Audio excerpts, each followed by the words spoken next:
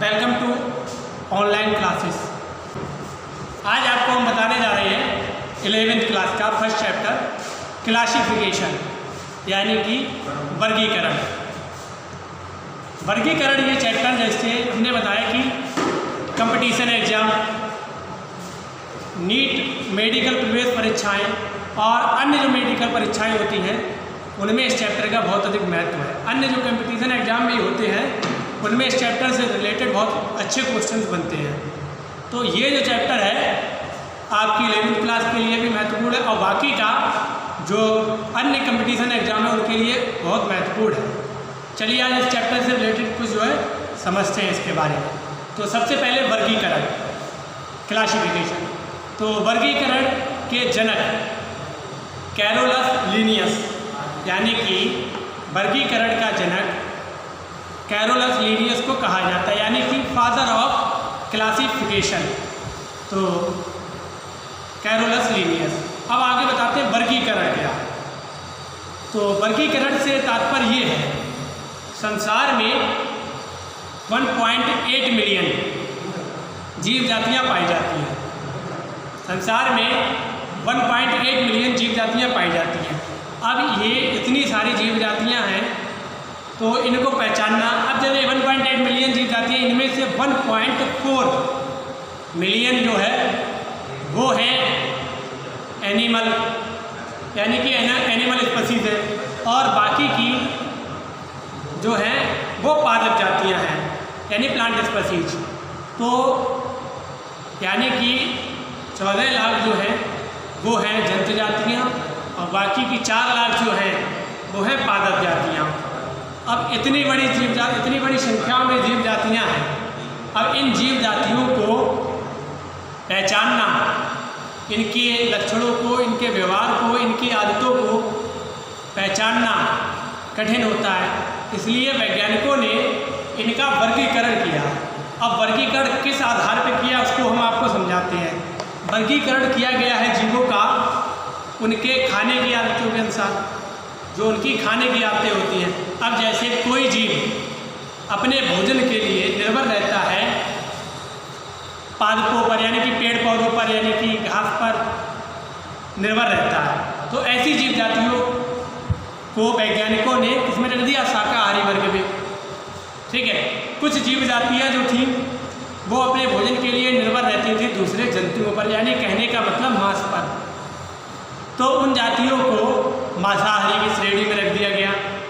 कुछ जातियां ऐसी थी जो डिपेंड थी both plant and dead and decaying या मीट।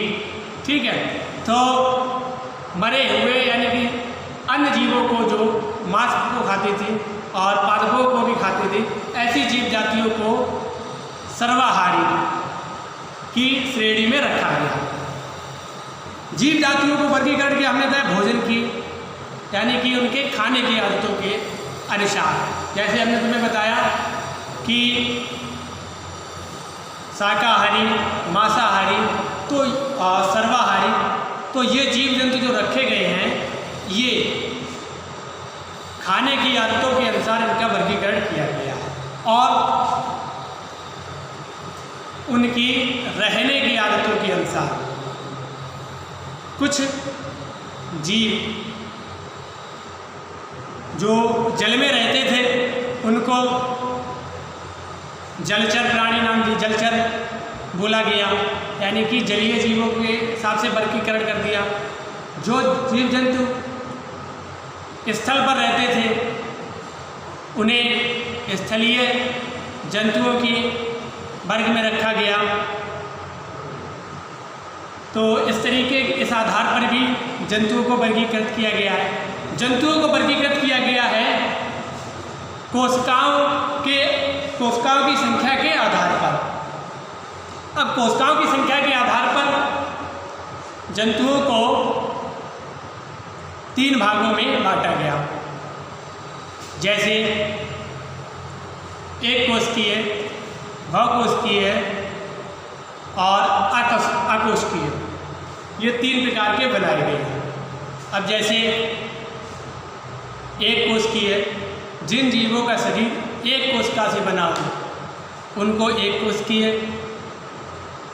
जिन जीवों का शरीर बहुत सारी कोशिकाओं से मिलकर बना होता है उन्हें बहुकोशिकीय, और जिन जीवों के शरीर में एक भी कोशिकाएं नहीं होती हैं उनको अकोशिकीय श्रेणी में रखा गया। अब एक कोशिकीय अमीबा है, पैरामीशियम है, बहुकोशिकीय मानव है, गाय भैंस एटसेट्रा, और अकोशिकीय से मतलब ये है जिनके शरीर में एक भी कोशिका नहीं, जैसे कि वायरस सजीव और निर्जीव के बीच की कड़ी है। वायरस के शरीर में एक भी कोशिका नहीं होती है।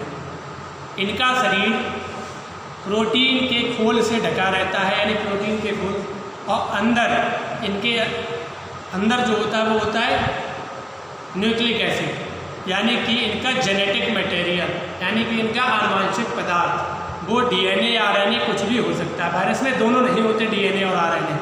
वायरस में डीएनए या आरएनए होता है।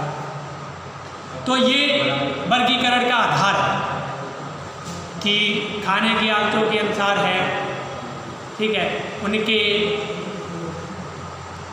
शरीर की कोशिकाओं की संख्या के आधार पर है, और जंतुओं के रहने के आधार पर उनका वर्गीकरण किया गया है। तो अलग अलग प्रकार से जंतुओं का वर्गीकरण किया गया है। कैरोलस लिनियस ने सबसे पहले द्विपद नाम पद्धति दी थी, ठीक है, और इन्होंने ही सबसे पहले वर्गीकरण किया था। इन्होंने जंतुओं को दो श्रेणियों में बांटा था, प्लांट स्पीसीज और एनिमल स्पीसीज, ठीक है। सबसे पहले इन्होंने ही वर्गीकरण के बारे में बताया था, इसीलिए इनको फादर ऑफ क्लासिफिकेशन बोला जाता है। तो अब इसका क्या है कि जैसे कि वर्गीकरण जो है, वर्गीकरण में सबसे पहले किसी भी जंतु का वर्गीकरण, जैसे जीव जंतु की खोज की जाती है, किसी नई प्रजाति की खोज की गई, फिर उसे नाम दिया जाता है। नाम क्या है? तो किसी जीव खोजी हुई जाति को नाम देने की प्रथा को या प्रक्रिया को नामकरण कहते हैं। नामकरण का मतलब यही रहता है कि किसी जीव को खोजकर उसको नाम देने की प्रक्रिया को ही नामकरण कहते हैं।